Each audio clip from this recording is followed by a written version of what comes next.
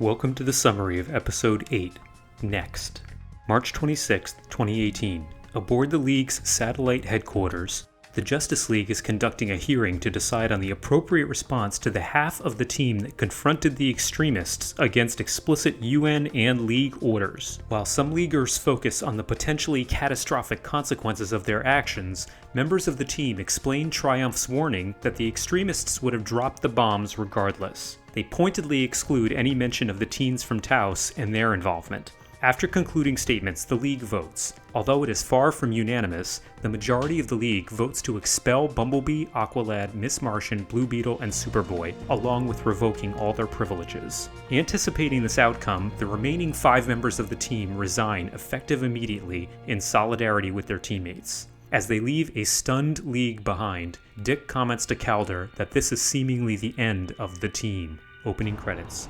When the members of the now defunct team show up at Titan's tower, Arsenal is expecting them, as Jaime already explained the situation to Bart.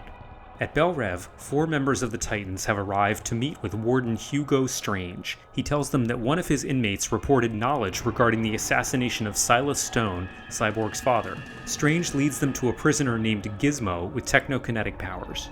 The Dark's inner circle meets. Ocean Master reports that crime coordination has nearly returned to pre-extremist levels. After other discussion, Talia raises the topic of the heroes stopping the extremists and depriving them of an easy pathway to world domination. Black Manta counters that it's uncertain whether they could have defeated them, and they should feel lucky that the situation resolved itself. Talia presses on that it is past time they ended the hero teams out there. Cheshire says that their worldwide crime syndicate is not being impeded by the heroes, so why provoke conflict?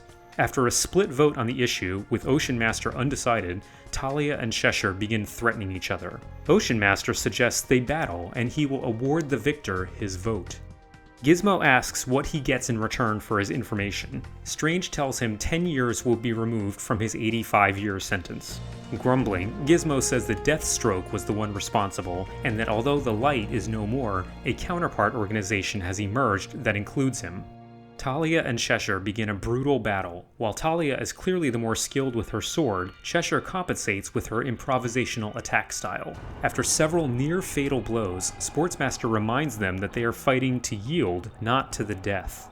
While his conversation was occurring, Gizmo mentally created robots to break out of the prison. He had apparently disabled his inhibitor collar and was waiting for an opportunity to use his powers. The Titans fight the robots and destroy them. Raven gently uses her empathic abilities on Gizmo, who willingly reactivates his collar. After 30 minutes have passed with no clear victor, Deathstroke orders the exhausted fighters to stop, declaring it a draw. Ocean Master remains undecided, and Manta says that with no majority, they will stay with the status quo for the time being. Reluctantly, Talia, Slade, and Grodd agree. After the Titans depart, Hugo Strange brings Gizmo back to his cell and returns to his office. He communicates with an unseen party that everything was successful, and the Dark's existence has been revealed. Barbara and the others formally request to join the Titans. Dick adds that they fully accept and embrace the Titans' way of operating, and that Roy is completely in charge. Roy says that he is happy to share the leadership mantle and that it isn't a dictatorship. He says that they have to check with their teammates that are away on a mission, but he's fairly confident the vote will be unanimous. Lilith welcomes them as the new Titans. So just a few comments on the 8th episode. As expected, several weeks after the defeat of the extremists, the team is called on the carpet for defying UN orders. Again, this is an issue with 2 justifiable points of view, but ultimately the League votes to expel the heroes who participated in the battle. The Titans that go on the Bel Rev mission are specifically those referred to as New Teen Titans when they were introduced in the comics. This is referenced at the end of the episode when Lilith welcomes the members of the team as New Titans. Introducing the interesting Fearsome 5 villain Gizmo provided an excuse to fight some robots. I always enjoy these fights because the heroes can cut loose with their powers and not have to worry about injury or death of their opponents. Hugo Strange is still the warden at Bel Rev, and he clearly is in contact with someone who wants the hero community to know about the Dark and who killed Silas Stone. Speaking of, the Dark has been in an interesting position because their stated bread and butter, organized crime, has returned to its previous levels in the wake of the extremists' defeat, but the question of what to do about the hero teams resurfaces. Manta, Cheshire, and Sportsmaster, who obviously have hero relatives they care about, would just as soon leave them alone and stay focused on building their worldwide crime syndicate. But the others, spearheaded by Talia, want to eliminate the heroes. Due to their different skill sets, the ferocious battle between Cheshire and Talia ends in a draw, but seeing two master fighters square off is still thrilling. In a semi-comical reaction, the other members of the Dark get bored when more than 30 minutes passes with no victor. We also see Ocean Master's subtle manipulations at work.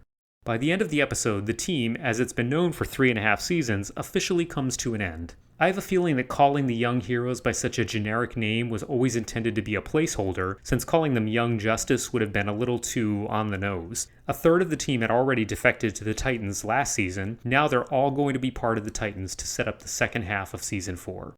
Thank you for watching. Please like and subscribe if you enjoyed this, and look for many more episodes to come. Take care.